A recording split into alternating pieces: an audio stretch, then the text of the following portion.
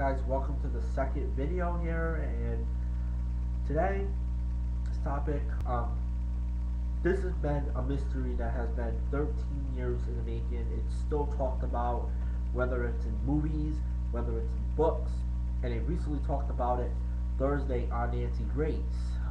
Is JonBenet Ramsey, we don't know what happened to this girl. We don't know what happened to the 6-year-old, beautiful, blonde-haired girl that died on Christmas Eve, Christmas Day, and it will slip into its 14th year on Christmas Day, and it's one of the cases that is still unsolved. I'm surprised that Unsolved Mysteries hasn't really talked about this case, and there are rumblings from the media that authorities are again showing interest in the case, although what their particular interest is remains somewhat of a mystery in itself. ABC news sources found that the police department up there have been in contact with JonBenet's brother Burke and are looking to re-interview several individuals connected with the case. Now, her brother, now I want to just point this out before I go any further, is a graduate. I believe he graduated from Purdue. That's what they said the other day on Nancy Grace. Right now he's working in corporate America somewhere, and he's lived a private life ever since going into college. Speculations point to various reasons for the renewed interest, including the possibility that authorities may have received a break in the case, but they might simply be looking to get a fresh perspective, what is commonly referred to as putting a set of fresh eyes on the case. Many of those investigating the JonBenet case at the beginning are no longer involved.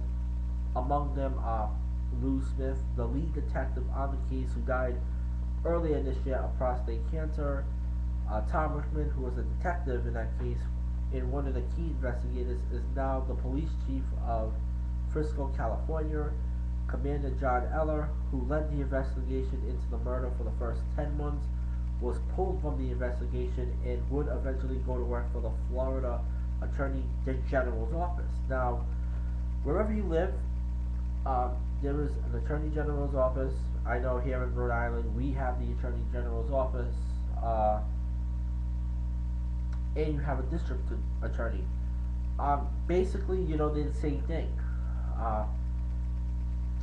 The district attorney who, exonerated the Ramsey family as suspects in 2008 via DNA evidence, Mary Lacey went into private practice. Her predecessor, Alex Hunter, the district attorney who originally caught the case, is retired. There's other names out there too. Stan Garnett, who took over the case as district attorney from Lacey, handed the investigation back to the police department in February 2009. The DA's office had the lead on the case since 2002. Garnett has been critical of the way the JonBenet Ramsey case was handled from the start and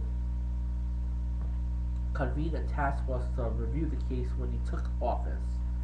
But there are those who believe that Garnett, who is running for state attorney general, was less worried about a fresh perspective than about the publicity that can still be generated by the famous JonBenet Ramsey murder case. Also, I got more here on my notes. And in a recent statement to the Boulder Daily Camera, Boulder Police Chief Mark Beckner attributed the latest developments in the investigation to the attack force, and I quote, "We continue to work the Ramsey case and have tailored our investigation based on recommendations from our 2009 advisory committee. This has included additional contacts and interviews with those who may have information to the case," and of quote. Beckner has some familiarity with the case, having taken over as commander of the detective squad from John Eller in 1997. But will 14 years and a set of fresh eyes focused on a poorly conducted investigation aid police in capturing who really killed this 6-year-old beauty queen? Will it lead to new suspects or old suspects revisited with a more discerning eye? Uh, Larry Schiller, who is a contributor to the Daily Beast and author of the bestseller Perfect Murder, Perfect Town, he was on Nancy Grace the other night, and basically it's a book about the JonBenet Ramsey murder. He believes that with new technology and or a confession, there is a good chance the killer can still be caught. And he told ABC News that after so many years, the killer could also be dead, and that's a possibility. I mean, I'm not gonna say, oh, the guy is alive, or he or she, whoever did this, I mean, is alive. That person could also be dead. We don't know. I mean, maybe technology in this time will eventually help solve this case. And there is the possibility, and they were talking about this before I go any further, that they were thinking about using psychics. And psychics, in my point of view, I don't think they're good for murder cases like this. That's just my opinion. And there is also the possibility that the 6-year-old killers could be incarcerated. Modern technology, what was missed, is there a witness that may have said something down the road that now has more meaning? Sheila said, it's a step-by-step process. And after 14 years, the process may be again starting from square one. Give me your thoughts on this case. Comment on the bottom. There's a lot of stuff that I want to talk about this week. One of the things I want to talk about is the marijuana law in California. Also, another suicide happened over the weekend or last week.